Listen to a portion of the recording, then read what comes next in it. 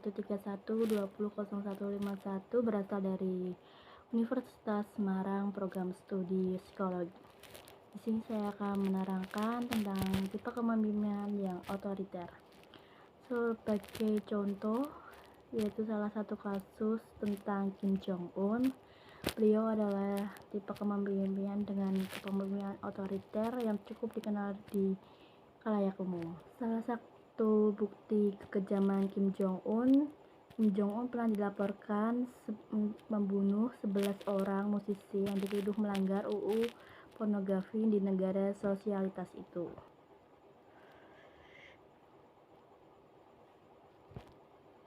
Sebelas musisi yang dituduh sebagai pelanggaran UU pornografi itu dihukum dengan melalui senapan senjata tajam atau senjata api.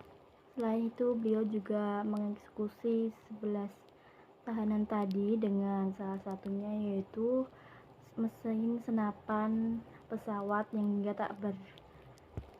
tak berbentuk lagi.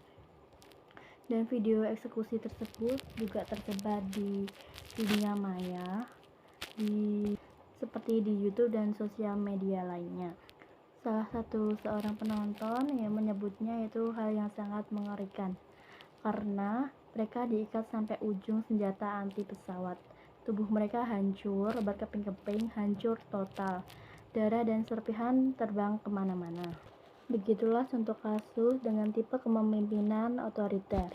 Tipe kepemimpinan otoriter tersebut memiliki sifat yang tegas, mengikuti apa yang diucapkan atasan, tidak boleh ada sanggahan maupun saran.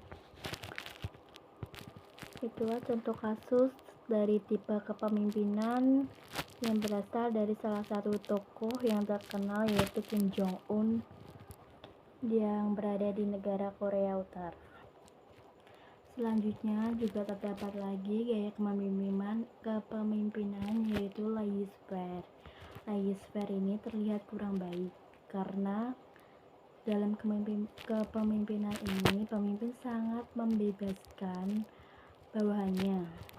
Salah satunya yaitu tokoh dari gaya kepemimpinan ini yaitu Adam Smith. Adam Smith dikenal sebagai bapak ekonomi di barat. Beliau juga merupakan seorang filsuf yang berasal dari Skotlandia. Beliau juga kemudian memperkenalkan teori laissez-faire yang artinya biarkan mereka lakukan. Semua berawal dari kepercayaannya bahwa buruh merupakan prioritas tertinggi, sebab adanya peningkatan jumlah buruh akan memberikan dampak pada kenaikan produksi. Karena itu ia menentang dengan begitu keras pembatasan yang dilakukan oleh pemerintah, sebab menurut pembatasan hanya akan memundurkan ekspansi industri. Maka dari itu, Adam Smith menuntut agar memberikan kebebasan kepada para buruh dalam mengerjakan apa yang mereka inginkan, tanpa harus menerima batasan di pemerintah. Salah satu contoh kasus dalam kepemimpinan laissez-faire ini yaitu tokoh George Herbert Walker Bush. Tokoh yang satu ini berasal dari Presiden Amerika Serikat ke-41 dan Wakil Presiden Amerika Serikat ke-43. Masa pemerintahan dari pria asal Milton ini mewakili era kapitalisme, pasar bebas, dan mengikuti gaya laissez-faire. Ada yang mengatakan bahwa banyak hal buruk yang terjadi selama masa pemerintahan itu dengan mencap diri sebagai teman dari pasar bebas. Itu adalah contoh kasus dari gaya kepemimpinan laissez-faire. Selanjutnya yaitu masuk ke dalam gaya kepemimpinan yang demokratis. Jadi di sini ada salah satu tokoh dari Indonesia nih, yaitu contohnya Bapak B.J. Habibie. Beliau terkenal sebagai bapak yang terkenal sebagai di bidang teknologi, salah satunya yaitu di bidang penerbangan. Kenapa sih Bapak B.J. Habibie ini dijuluki sebagai bapak teknologi, khususnya di bidang penerbangan? Yaitu karena Beliau itu memiliki kontribusi yang sangat besar bagi teknologi pesawat terbang. Contohnya, beliau dapat merangkai pesawat, dan bukan hanya itu sih, beliau juga mengajarkan kepada warga Indonesia atau bangsa Indonesia tentang cara merangkai pesawat, kemudian cara menerbangkan pesawat. Sebenarnya nggak menerbangkan, beliau hanya merangkai pesawat. Tahu nggak sih kenapa B.J. Habibie yaitu termasuk golong tipe kepemimpinan yang demokratis? Karena beliau adalah salah satu tokoh atau pemimpin yang senang hati membimbing bangsa Indonesia untuk dapat membuat pesawat. Biasanya sih tipe ini yaitu memiliki hubungan antara bawahan dan atasan, yaitu hubungan yang fleksibel, tidak terlalu menekan satu sama lain, melainkan bekerja sama satu sama lain. Selanjutnya yaitu tokoh dari kepemimpinan demokratis, yaitu John Kennedy, yaitu pemimpin yang demokratis. Dia adalah seorang pemimpin yang dengan kedemokratisannya, ia adalah salah satu pemimpin demokratis yang terkenal. Selain itu, John Kennedy ini adalah pemimpin yang paling karismatik di Amerika Serikat.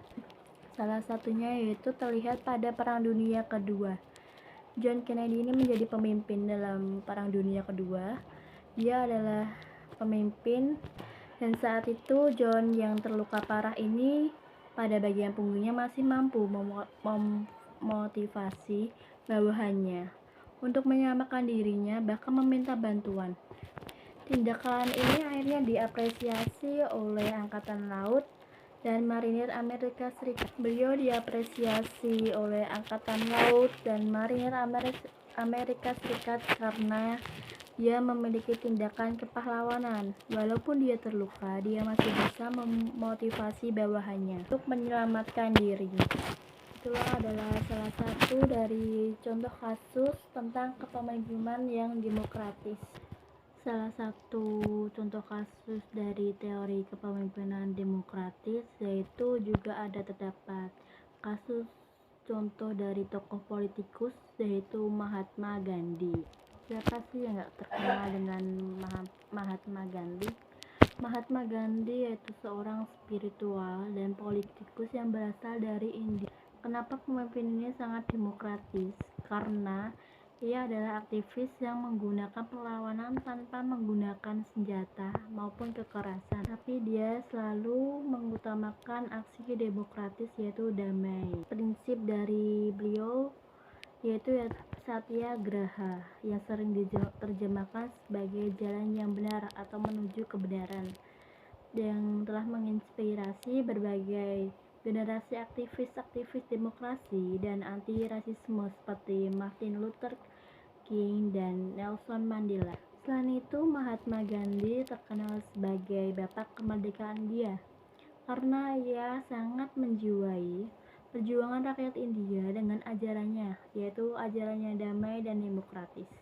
Salah satu alasan Mahatma Gandhi memperjuangkan kemerdekaan India tanpa melakukan kekerasan, yaitu beliau melawan tentara Inggris tanpa melakukan kekerasan, karena beliau mengutamakan ajarannya.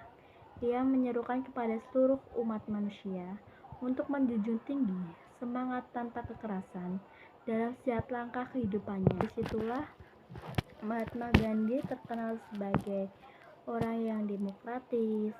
Dia berani melawan Inggris tanpa menggunakan kekerasan. Sekian, terima kasih. Itulah yang bisa saya jelaskan tentang bagaimana gaya kepemimpinan dan contoh kasus yang berasal dari tokoh-tokoh dengan gaya kepemimpinan yang berbeda-beda.